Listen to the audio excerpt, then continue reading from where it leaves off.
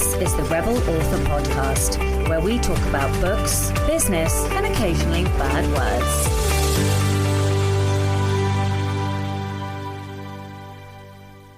Hello, Rebels, and welcome to the Rebel Author Podcast, episode 267. Today, we're talking to Celeste Barclay all about understanding the consumer journey. First to a couple of comments on Christina and Lucy's episode.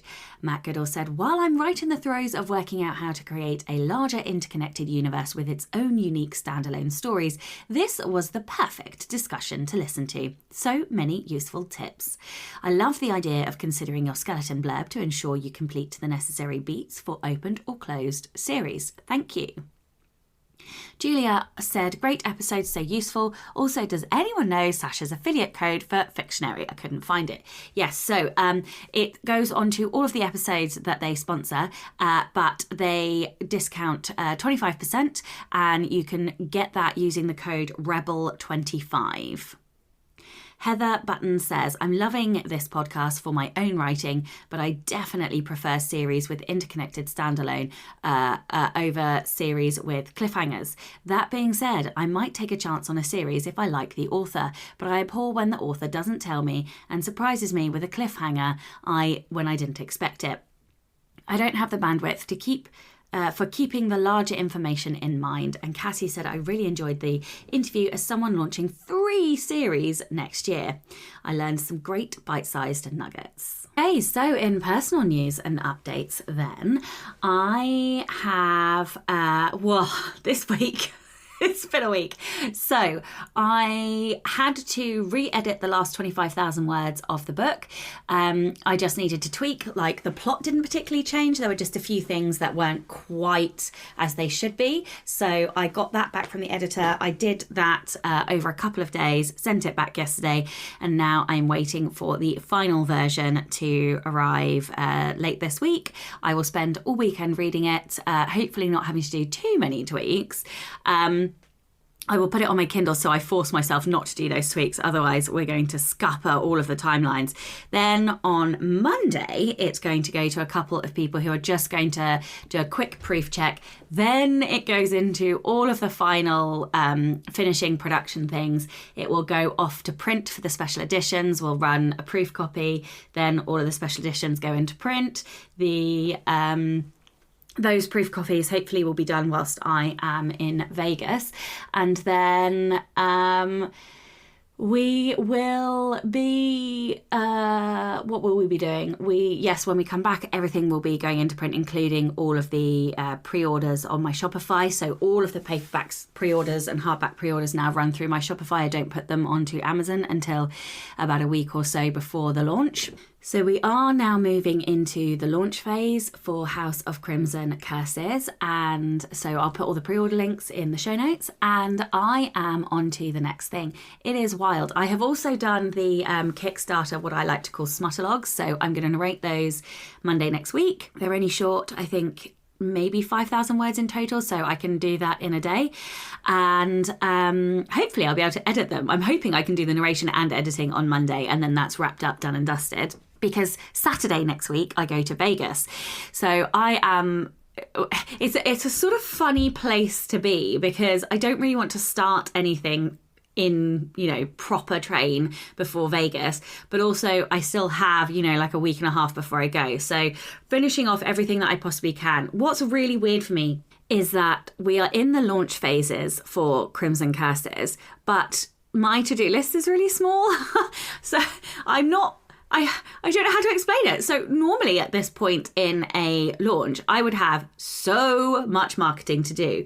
But because we've got systems and templates in place, I'm not having to do the work.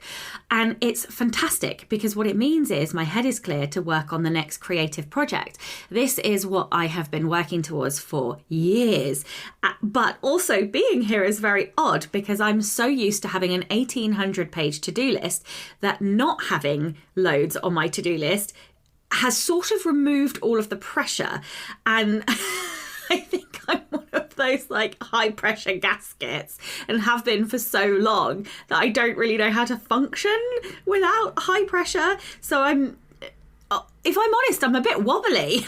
I'm a bit wobbly, not really knowing what I'm supposed to do with myself. And of course, I know what to do with myself. I know that I need to get on with the next project. But still, it's an adjustment period. Because just like my friend was saying to me that she is reminded of me saying these things when I first sort of went full time, when I first quit my day job. It's all adjustment periods, and I will adjust. And hopefully what this will do will mean that I'm not on the brink of exhaustion all day long, all year long, and also mean that I can do more creative projects. So, but you know me, I like to tell you all about these changes and all about the good stuff and the bad stuff in equal measure. So this isn't bad. Of course it's not bad. I'm delighted that I'm in this position. This is what I've been trying to do in order to alleviate some of the pressure and stress and exhaustion that I've been experiencing. But also now I'm here, I'm a bit like, what do I do now? So it's exciting. I had forgotten how much I enjoy outlining and the research. You'll hear this in one of the Rachel Herron episodes, but we were kind of talking about editing, and I feel like I do a lot of my editing when I outline. So that is when I feel the story. Does it all slot together? Do the puzzle pieces work? I move bits around. That doesn't work there. No, that's the wrong story structure. All of this kind of stuff. And it doesn't matter if you're a pantser or a plotter.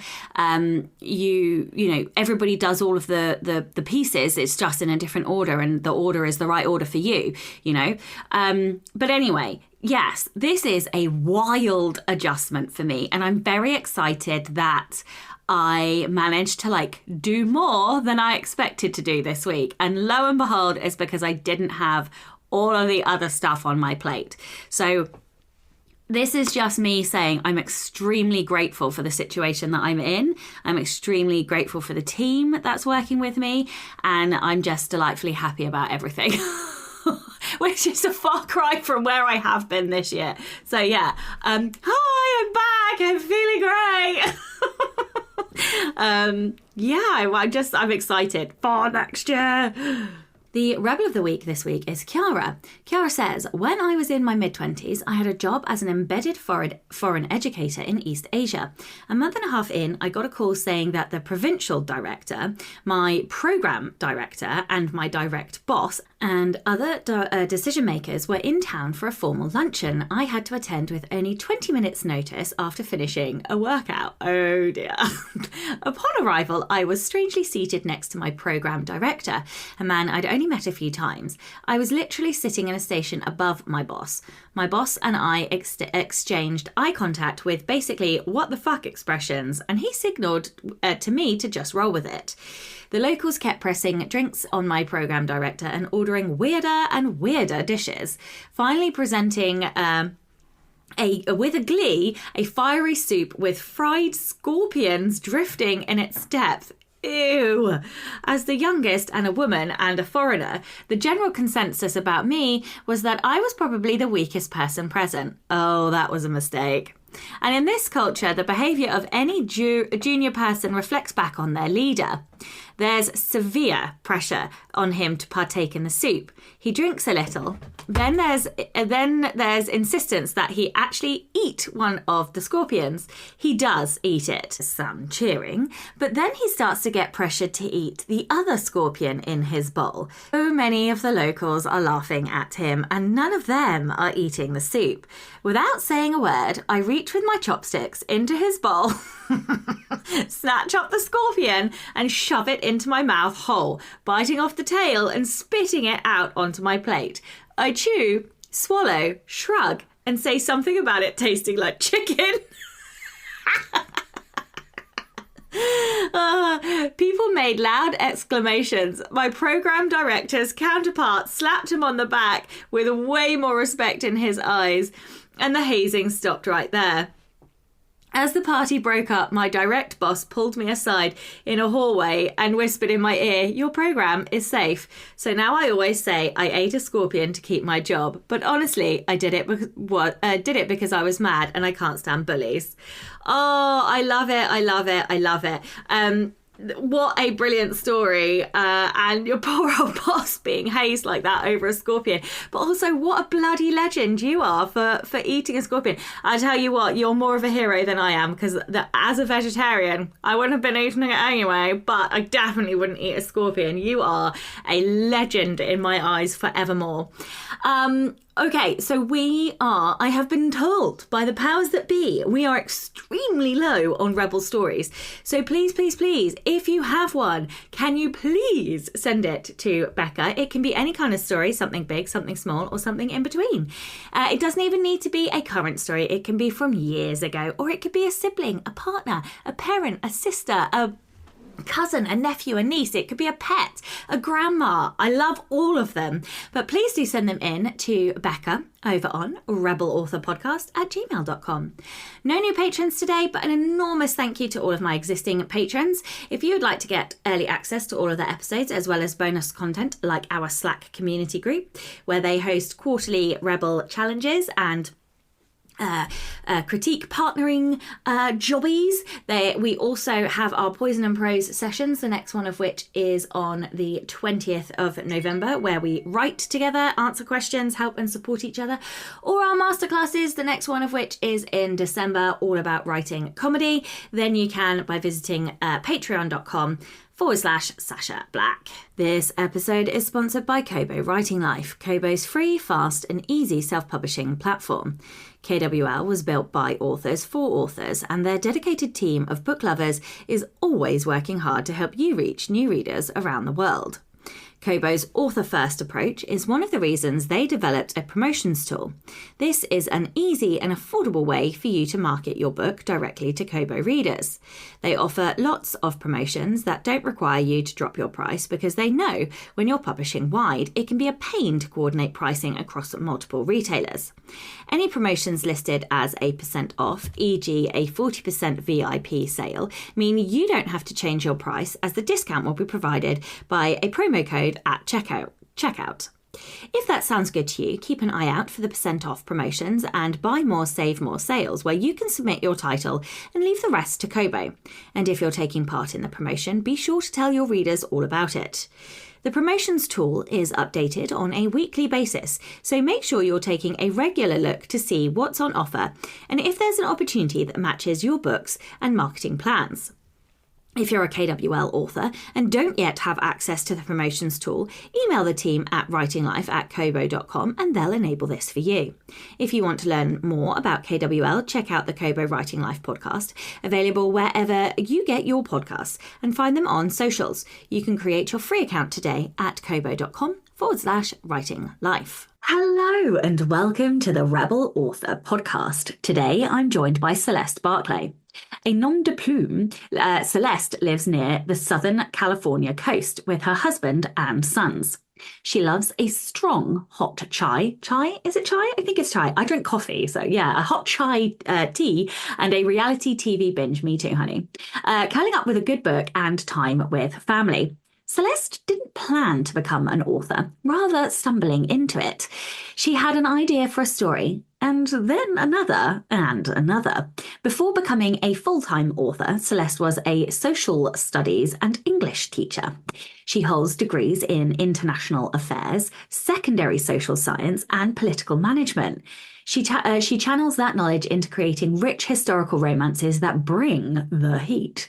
As Sabine Barclay, she writes suspenseful mafia stories that'll make your toes curl and your granny blush.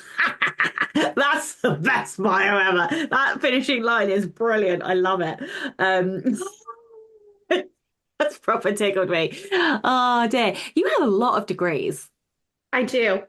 And if one more person asks me why I wasted them and don't use them, they might get a throat punch, because I use my education every single day. All 3 degrees every single day. They were not wasted. You are the only other person I've met with 3 degrees, because I also have 3 degrees.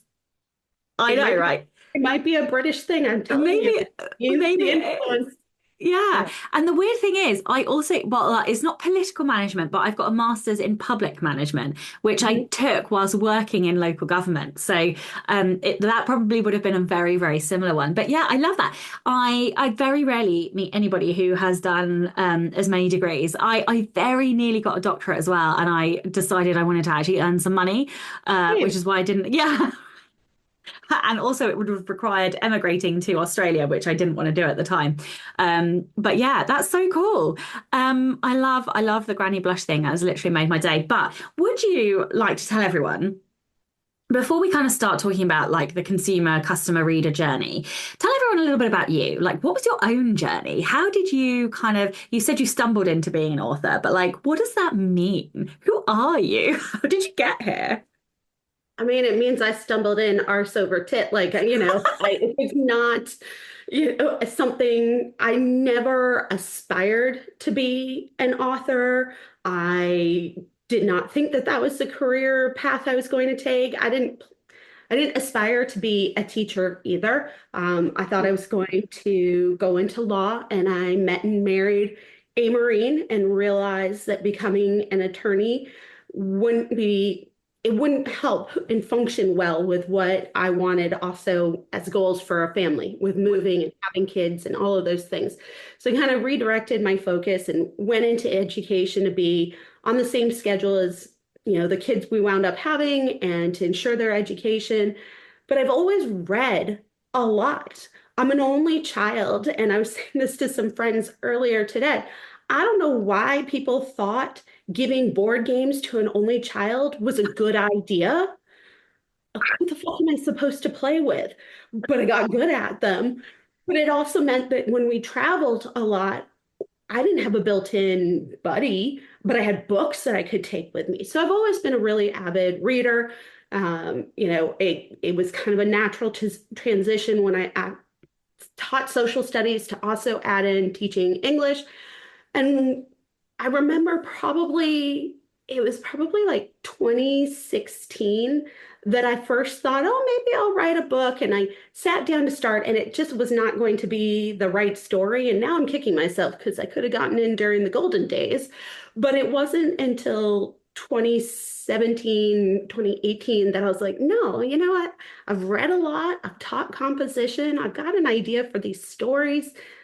Why not see what happens? And so I wrote my first book and really enjoyed it, found it very cathartic, self-published it because I have an aversion to rejection and decided I didn't want to query. Because if I was going to fall flat on my face, I would, do it with some dignity and very privately. Nobody would be any the wiser. So I was like, oh, this was cool. I wrote another book. I had like 4 pre-orders. Ooh. And then between book 2 and book 3, I just kind of like, well, if you want people to actually read these books, then they have to know about these books. And you need to better understand like what you just committed to with Kindle Unlimited.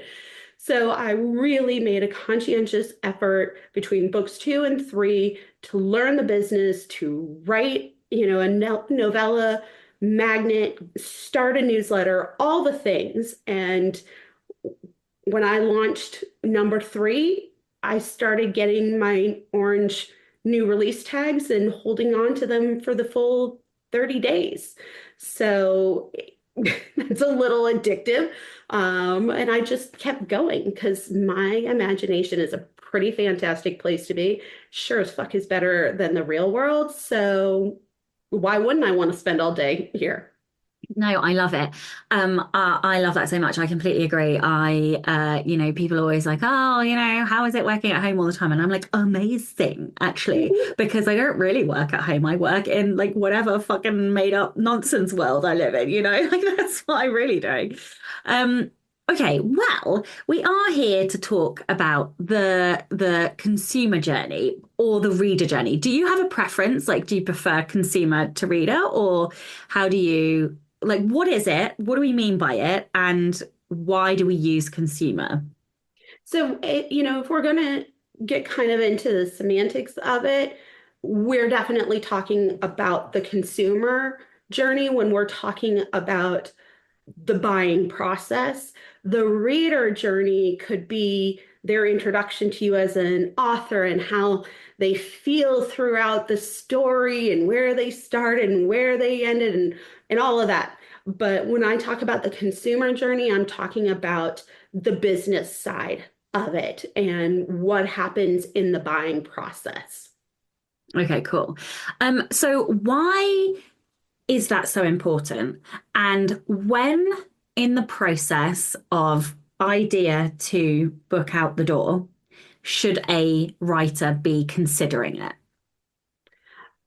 I mean, in theory, in perfection, you should be thinking about that from the get-go because writing to market means that you're writing a book to sell so people can enjoy it. You know, writing to trend might vary, but writing to market means you are writing to put a product in a marketplace, Barnes and Noble, Amazon, Google, whatever. And if you're going to do that, why are you doing it other than to share stories that people are going to enjoy? Because if they don't enjoy it, you're not going to make money out of it. So ideally, you're thinking about it from the get-go, but not necessarily. So the time when it really needs to begin is when you are ready to make it available for sale, whether it's a pre-order or a live release, whatever it may be. But when you want people to start finding out that this particular product is or is going to be available, that's when the consumer journey really begins. And that's when you should be planning for it. Okay, and talk to me about that planning. What does it involve? How do we even start looking at the consumer journey? Where should we be gathering data and information? What are the facets and tenets of the consumer journey that we need to consider? So, first, just to kind of break down what I mean by the consumer journey, it is the initial stage is recognizing a need. Oh, I want to read a book. What's my next book going to be? It's the consumer going and searching for an answer to that. You know, Goodreads, BookBub, a retailer, TikTok, whatever it is. They're going to find a book, and there's a natural tendency to examine alternatives before you make a purchase, especially when you're on somewhere like Amazon that has also bots, that has ads running. You're going to consider those alternatives. Preferably, the consumer is going to come back to your book and they're going to make that decision and they're going to purchase. But there's post-purchase behavior as well. And I think this is where a lot of authors drop the ball. We talk about, getting them to sign up for the newsletter and getting them to, pre-order, but we don't talk a whole lot about what happens in the post part and how to keep the cycle going beyond just the rote things that we know we're supposed to do. So, when you are thinking about a product that you want to put out there and, beginning your book's journey over this arc, if the question in a reader's mind is, what am I going to read next? Then your question should be, how do I want to answer that? Right? I should be your next read because, and thinking about what need are they filling? Are they filling a need for entertainment? Are they filling a need for education? Within that entertainment, are they wanting escapism? Are they wanting folly? What is it that you provide that will answer that question and really help that reader refine what they mean by, I wonder what I'm going to read next. So that's kind of the launching point, is helping them acknowledge that I hear you, I know what you need, and I can give you the solution. So that's the launching stage. And then, how you put your book out there is going to come into play when they're searching for the solution to their problem. Are you places where they can find you? We talk about making sure that your cover is to market, that your blurb is strong. We go through iterations often of our blurbs, but I think in a lot of cases for authors, because they don't come from marketing backgrounds or even law or education or PR, a lot of them stumble into trying to find the right wording. And a lot of it is emulating other people's blurbs and not necessarily understanding what it is that triggers that person to read your blurb, look at other people when they examine the alternatives, and come back to you, whether it's your cover, your blurb, the ad copy you use. It's understanding what actually makes people buy rather than just trying to copy other people who are doing well. Because what happens when that person doesn't do well or that person goes away? Then you're searching for the next person to emulate. Why not learn how to do it on your own? So, what do you think those key bits are that convert somebody from browser to buyer? Well, I think it depends upon where they're doing their browsing, right?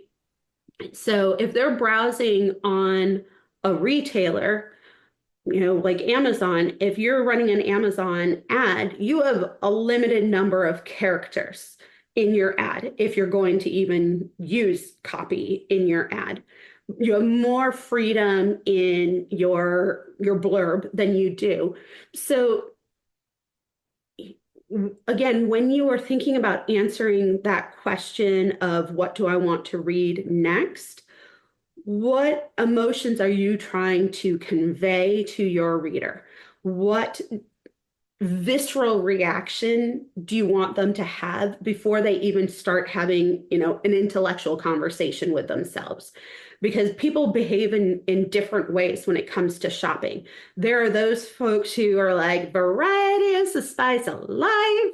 Everything should be Baskin Robbins, 57 different flavors.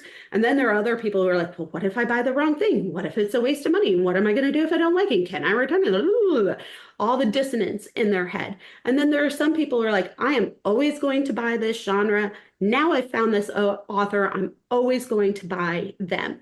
So what can you do in your blurb and in your ad copy to hit something that triggers each of those types of people and make it so that it is fluid, right? So that it isn't disjointed and doesn't just feel like somebody's trying to sell you something. So it takes skill. In your genre, what are some of the kind of key phrases and things that you put in to kind of alleviate some of those like consumer worries, I suppose, or like the barriers? Do you have like an example of one of the things that you do? So on my mafia side as Sabine, one of the things that I decided to do is the descriptions are written in the male POV. And I decided not to give backstory in that. And, I may change them because styles evolve. But I decided to go for the super alpha, very protective hero that, is what people are looking for in Mafia. That was the visceral reaction to it. But also within that, I try to give a sense of steadfastness for my hero. So for those people who are thinking, I don't know if I'm going to like it, I'm not sure about this, they're getting an insight into that character, right? And who they are and what the tone is going to be like, which happens to be, kind of over the top. But also, I'll have a little paragraph at the bottom of most of my blurbs that will say, such and such book is part of such and such series that has such and such number of books. So I'm saying to them, if you want to try something new, great. But when you fall in love with it, I'm going to have more of them. And if you're one of those people who's like, well, I don't know if I want to start this because maybe not all of the books are out there, I'm telling you how many books there are. And I'm telling you it's part of an interconnected world. I'm making sure that you know that there are other series in this world. So I'm trying to put in little things here and there that will either allay fears or activate people to buy me on an impulse, or consistently see this sounds like a Sabine description. I know what I'm going to get here. I can predict it and I'm going to get what I want. So I'm going to be a habitual shopper. Okay, cool. So some of that is also, I suppose, about like building brand and like that trust on delivery for readers or consumers, I should say, as well. Okay, so one of the other things that you said that I picked up on is that it's that prolonging, I think you said, and like keeping them, coming back and staying in your kind of cycle. Can you talk to me a little bit more about that? Because I thought that was really interesting what you said there. So do you mean the post-purchase part of Yeah, it? that's right. Yeah. I just So, couldn't remember the phrasing, the word that you used. I need a well, concept. you know, uh, we tend to think about the post-purchase behavior as having the next pre-order available and a link in the back of the book, having a call to action to get them onto your newsletter, right? Those are the most obvious. Asking for a review, right? Those are the most obvious things that we're wanting them to do in a post-purchase.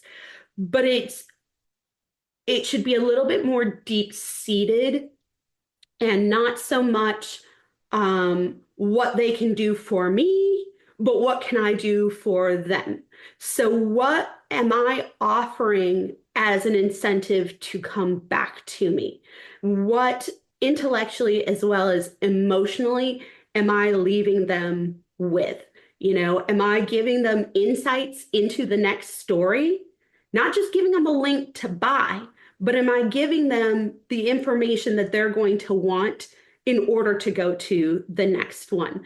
If I'm asking for a review, that's great. We hope that that's what happens. But what have you done in your storytelling that incentivizes them to want to leave a review? When you're thinking about your storytelling, what is it that you want them to love and to keep coming back to? And that's part of understanding your branding, that your branding goes beyond your colors and your typeset, but it also goes deeper into the emotional connection. What is it that they will get from you? What is it that resonates with them that they're going to keep coming back for more? So that post-purchase behavior, you're setting it up in your storytelling, not just your advertising or your calls to action. It's a much bigger, broader picture than I think folks realize when it comes to activating post-purchase behavior. How can writers figure that out? Like, so for me, I know that. So I feel like what we're talking about is the kind of like the experience, the vibes they're left with, the feels that they're left with at the end. That's some of, I'm a huge mood reader. I really struggle if I have to read something or I'm told to read something. I am such a mood reader that I can't even create a TBR list. Like my shelf is my TBR. And like sometimes I will just know the exact book that I want to read. And other times I will sit in here for like half an hour reading the first pages until something grabs me. Um, but it's all about vibe, right? Like I will read the first page or it'll be the first line. I'll be like, this is it. And usually when that happens, it's like a really fucking long book. And I go, I want to read like a really tiny one. I'm like, damn it. Like, I'm going to read this long book now. But yeah, so like I know for me that a lot of it is about like the spice and the kind of emotional fraughtness. So I write sapphic fantasy, but like extra spicy, and it is just absolutely fraught with angst. Like if you want low angst, do not read my books. Like there's so much fucking drama in my books. And like everybody's like one minute they're laughing and the next minute they're crying. And so like people come to me because they know I'm going to rip their hearts out and they want it. Like they get on their knees for it, and that's what I deliver. But I know that because of how many books I've written. And I know because I kind of like read the reaction of the readers, and then I just like up the ante on the thing that they're reacting to the most. But let's say people are new, they're newer writers. How do they figure it out? if you do not come from a background in business, that is going to be more challenging, right? Because you haven't been trained to ask yourself these questions. You haven't been trained to go into your business with this aforethought. So some of it is a little bit of time and experience in refining and honing who you end up being as a storyteller, right? But initially, think about, who do I want to be as a storyteller? What am I trying to accomplish with these books? Again, am I trying to educate? Am I trying to entertain? If I'm trying to entertain, am I providing escapism? Am I, providing intellectualism? Am I providing, laughs and jokes and folly and jolly? What is it that I want to convey to readers? And then what is it about me, that in my stories, that do this better than most? Right? You've got to have faith in yourself that you do it better than most. Otherwise, you're not going to have a thick enough skin for this industry. But it's even before you have released that first book, you can start to think about those things, so that you know how you want to position yourself. And for me, I realized after a few books that the same themes will show up in all of my books. It doesn't matter if it's a Celeste book. It doesn't matter if it's a Sabine book. It doesn't matter if it's Mafia, Highlanders, Pirates, Vikings, or a little bit of Regency. You will always find family, whether it's bio or found, love, loyalty, honor, and duty. Because I realized that those are things that are important to me as a person, as Celeste and Sabine, whichever persona you're getting that day. Me, that's what it's important. And so it comes out in my storytelling. If I had, gone into this industry with a plan and had learned the industry before jumping into it, I probably would have realized that. But because I didn't, do this with a strategy, it took me a little while to figure that out. But again, it's having introspection of, what is it that I want to offer? How do I do that better or more uniquely than other people? And how do I make people understand that? How do I convey that to them in a way that they will understand and that is appealing to them? They don't need to be patronized, but how do you get that message across? What does it look like? And what emotions do you want to elicit from them? So what are some of the ways that you convey that? So I know, like, for me, okay, it's not always just about like colors and things like that, but all my books do kind of sit in a brand palette. Okay, maybe not the green one, but broadly speaking, they're quite sultry. They're quite, darker colors, like they all kind of indicate something. But also, I suppose it's about the types of jokes I will make, or the tone, or even the language that I will use on social media. The fact that I will make innuendos, or like I will give a sultry look on camera. I'm not afraid to like use the spice scenes to market the books. It's little things like that. So what are, and there are other things, like I always make sure that even on my blurb, it says 18 plus only. Like I try to make that very clear from the beginning. I am in a tricky position where I have readers in countries where it's not safe to be queer. And so I fall on the side of having discrete covers. So that's one way that I kind of handicap myself in a way, which kind of prevents that marketing. But I use every other method in my box that I possibly can to kind of convey those things. So what are some of the things that you do in order to convey that? Like there's one, for example, I know that I'm not doing very well, that's on my project list, which is to change up my website. I don't think my website my website should have a white background. I feel like it should have a black background or a really deep color. So there are little things that I know that I need to tweak, because it's a different vibe to have a white website, to have like a moody darker one, is a different vibe. But yeah, it's not all about color. So I don't know, like, are there some things that you can tell me that you kind of do? Well, it's funny that you should mention websites because I'm in the same boat where, my Sabine website kind of replicated Celeste, and Celeste website has had some changes, but Sabine's has not, and Sabine's needs a different tone, right? So, to expand upon the example that you gave, you opt for the discrete covers, which can help internationally. But when you have your product in international stores, you can tailor that blurb, that description to that market and what works. So if your market in, say, the States and Britain and Canada and Australia allows for you to be super saucy, then go for that, leverage that.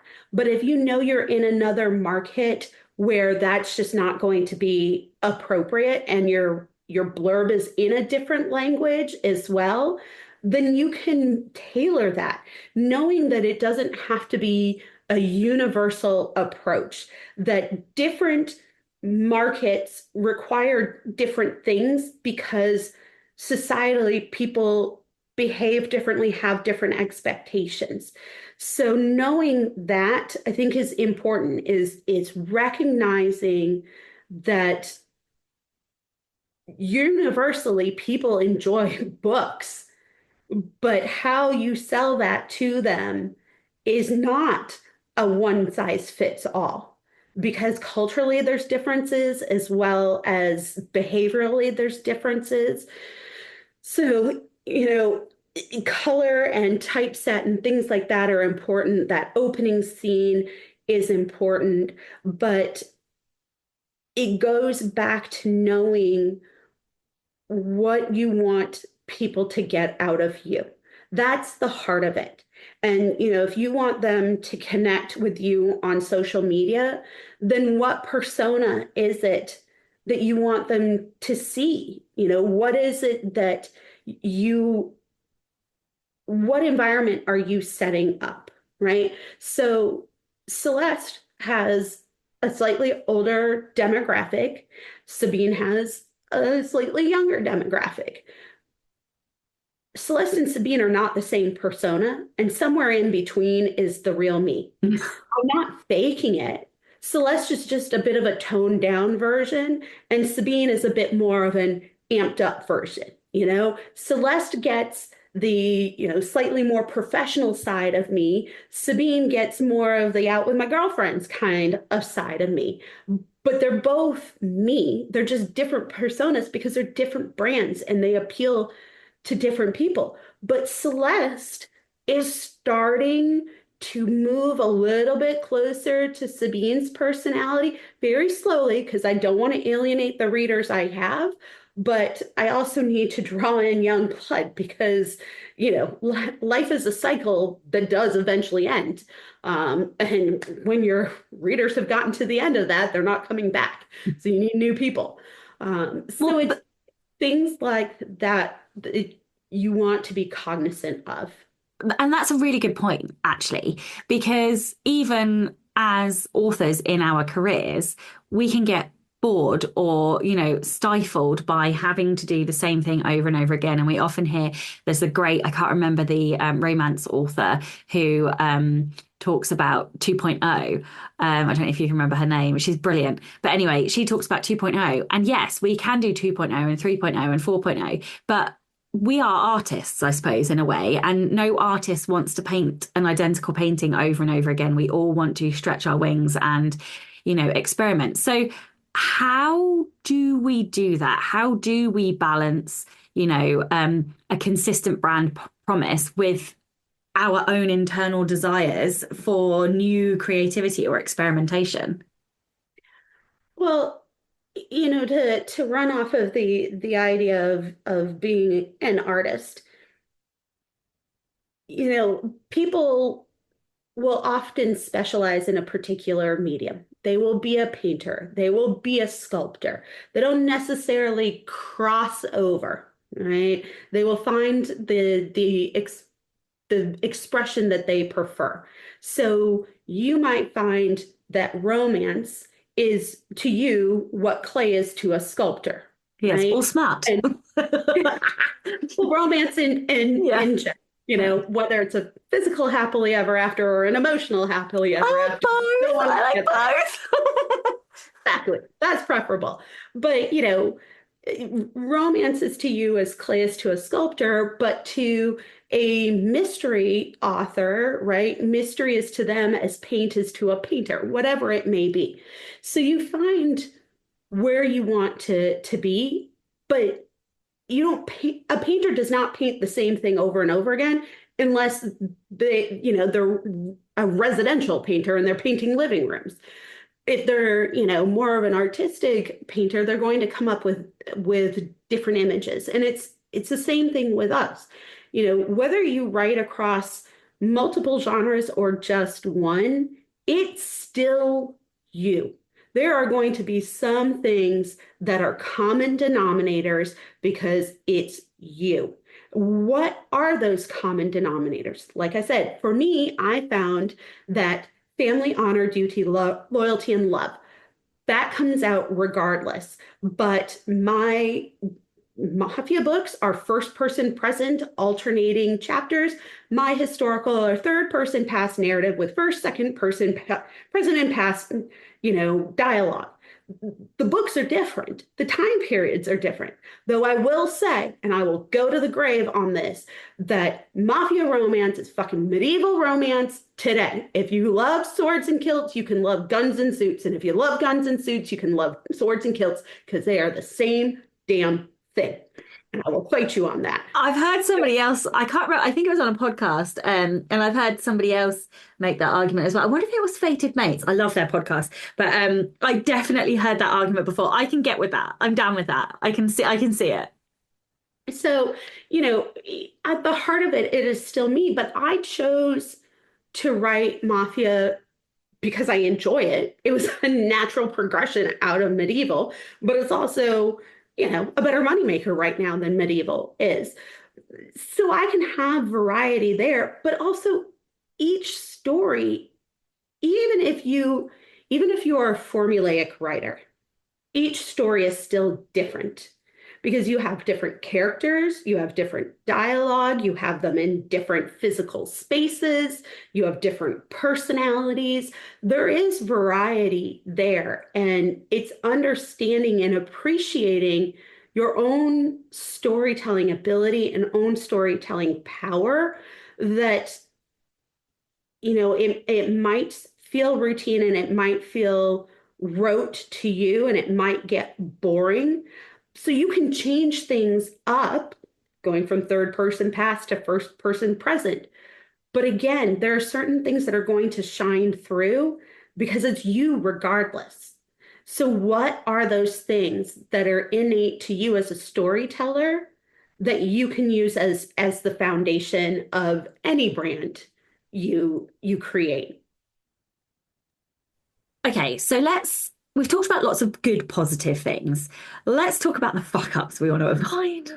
What are some of the mistakes maybe you're seeing newer writers making, or like some of the mistakes that you think we should avoid, both, I suppose, in trying to curate our consumer's journey, but also in the I've still forgotten that you've told me it twice now, but the other side of that, the keeping them coming Post back. purchase. Post purchase, that's it. Yeah, post purchase, that one as well. Um, I think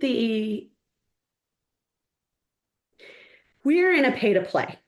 Like, there's no two ways about it. Whether you are paying for ads or you are paying a PA to do something, or you are paying in your blood, sweat, and tears and time to do things, it is pay to play.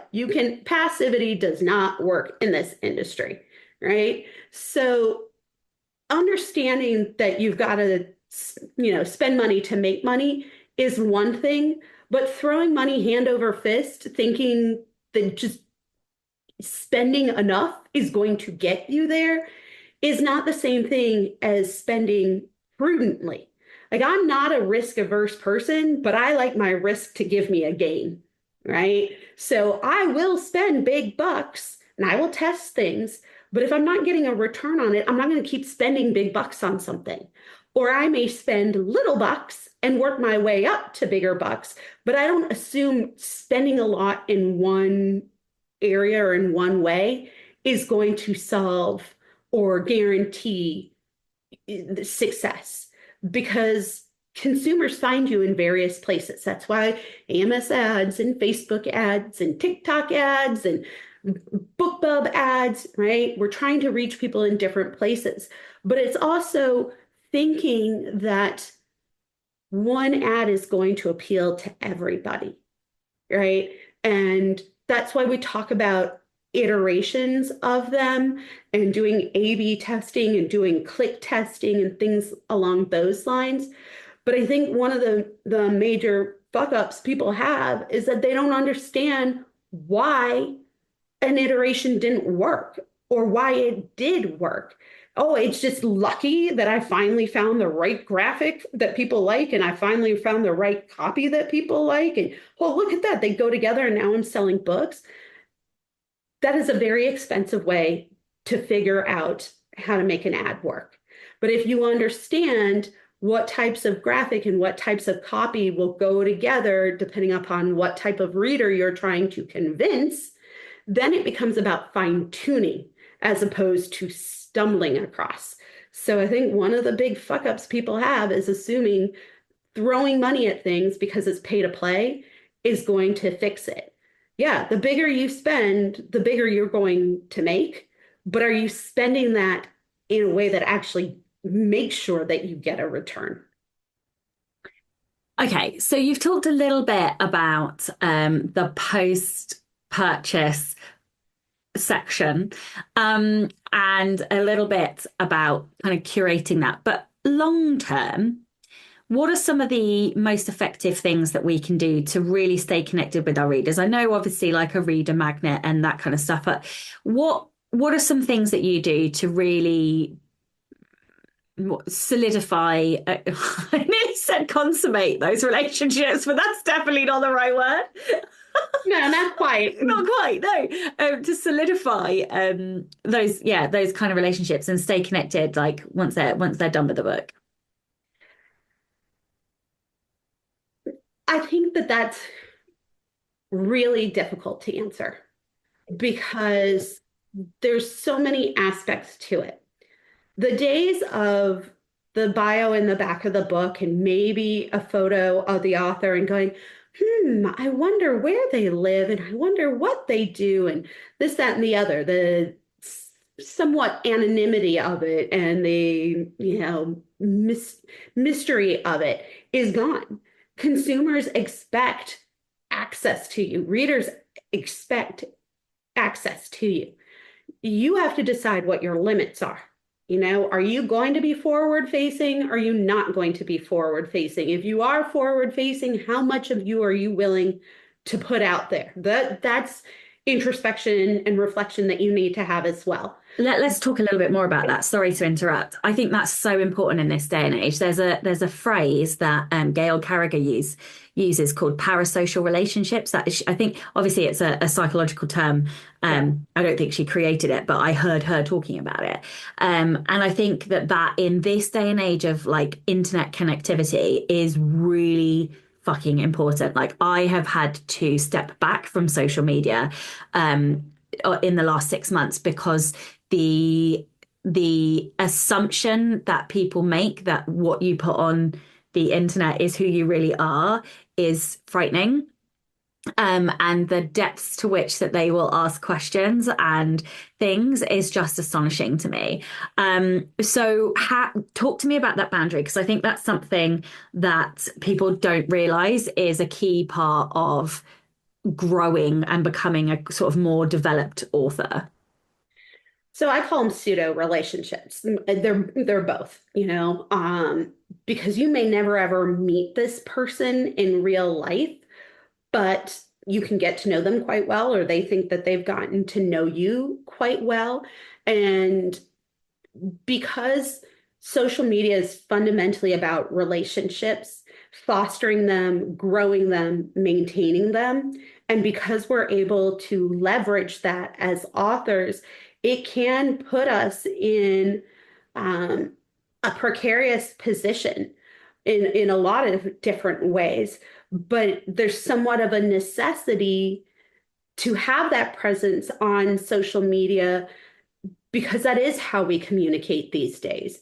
And, because indie authors have the ability to publish so many books per year as opposed to, trad, where it was often one, maybe two, three is, whoa, per year, that mystery was much easier to sustain because there was an automatic distance as well with a publisher in the middle. But now, with the advent of social media, people do expect more and more access to you. And we are very unique in that we are a person, but we are also a brand. Whereas in other industries, an inanimate object is the brand. It doesn't matter who the person is. Like Nike, I don't know who designs those shoes. I don't know who runs their social media campaign. I don't know what advertising company they deal with because it's a shoe. It's clothing to me.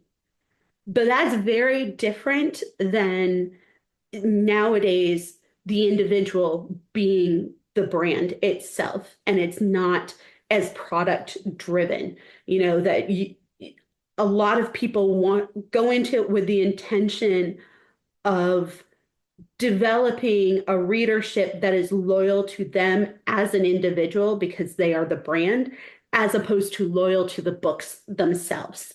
So you have to decide on your own, what are you comfortable with?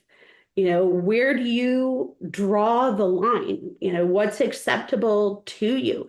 And that can take fine tuning as well. I remember having a very distinct conversation with myself right when the Celeste brand was beginning. I remember where I was in my house. I remember that it was evening. And I remembered thinking as I was setting up my social media, is Celeste going to discuss politics? Because on my personal side, I have a lot to say. I have a master's in political management. I have a lot to say. And I thought about it and I was like, well, you have your personal views, but you're going to have readers who are opposed to that. And they won't be in alignment with you. So are you willing to risk giving up that readership because of your desire to vocalize your thoughts or not? And I decided that Celeste, as a brand, does not discuss that. However, me as a person, there are some topics that you will not get me to shut up about. And I am not going to change my opinions on it because it is fundamental to my morals and my ethics, and I have thresholds that I won't cross. But generally speaking, as a brand, Sabine and Celeste write books for escapism.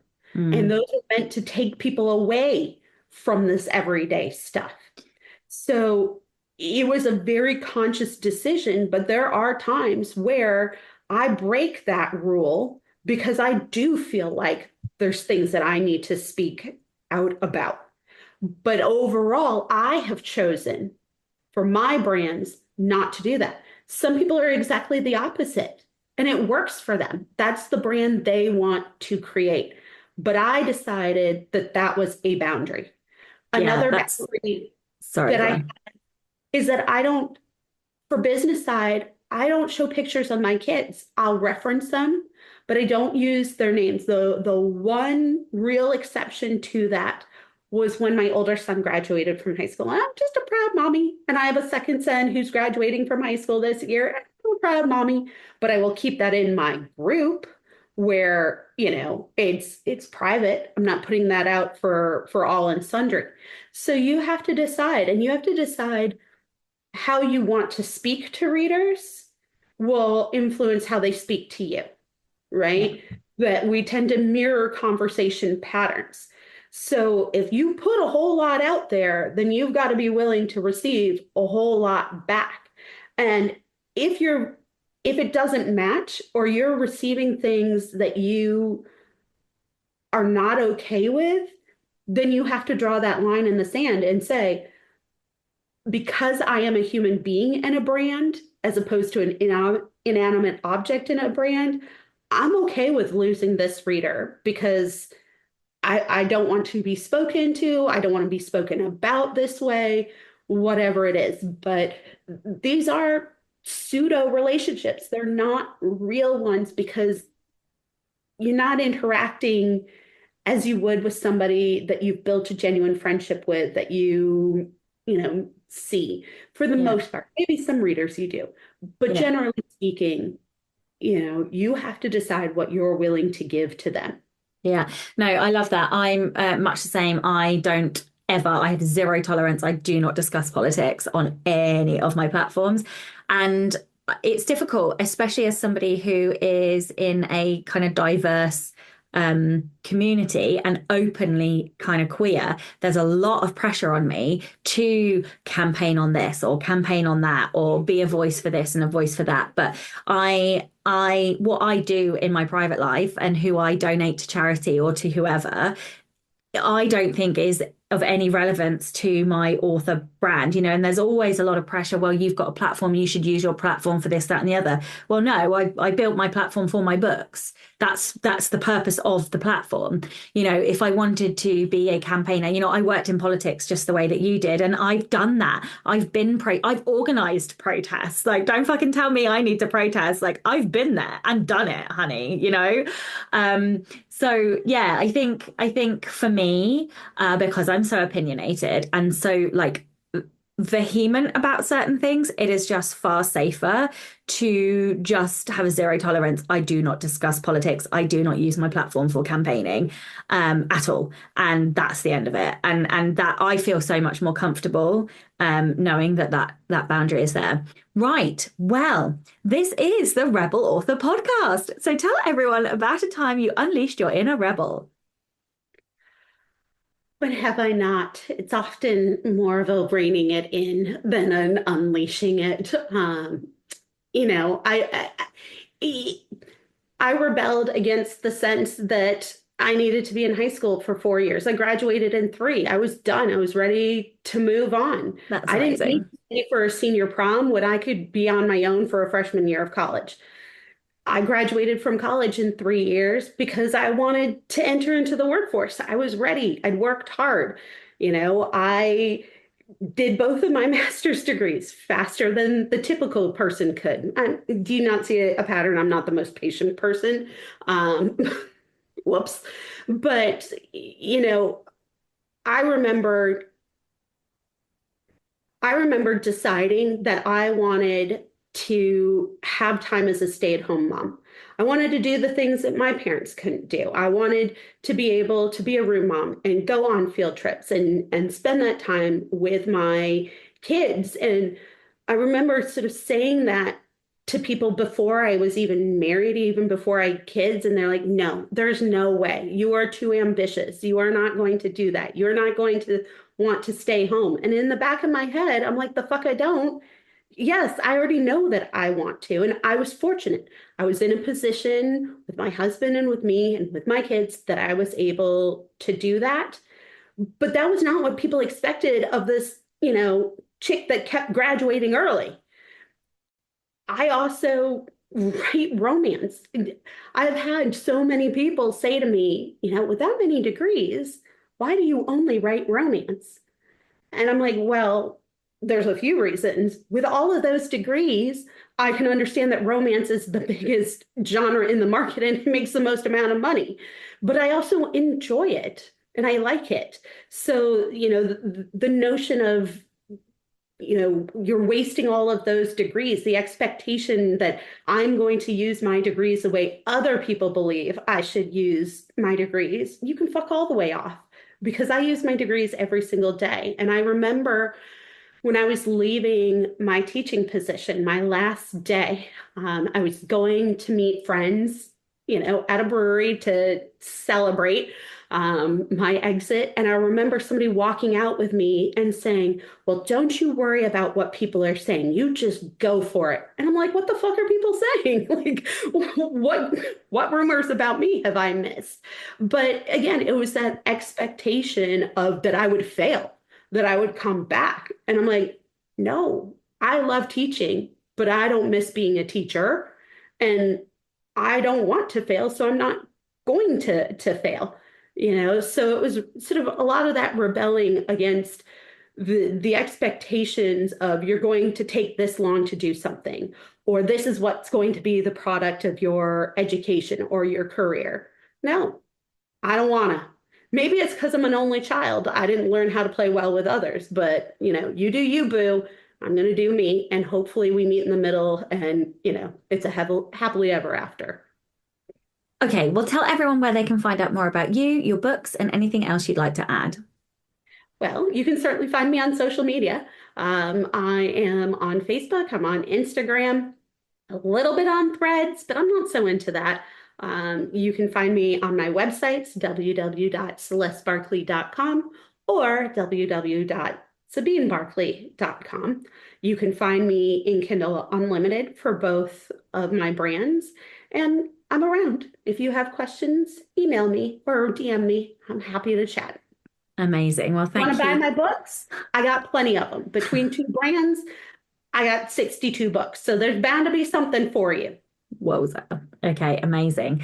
Well, thank you so much for your time today. And of course, a giant thank you to all of the show's listeners and all of the show's patrons. If you would like to get early access to all of the episodes, you can do so by visiting patreon.com/Sasha Black. I'm Sasha Black. You were listening to Celeste Barclay, and this was the Rebel Author Podcast. Next week, I'm talking to David Vergutz all about creating cohesive branding and innovative ways to create new revenue streams, as well as a little sprinkling of his horror scare mail novel. Don't forget to tune in and subscribe on your podcatcher. And when you have a moment, please leave a review.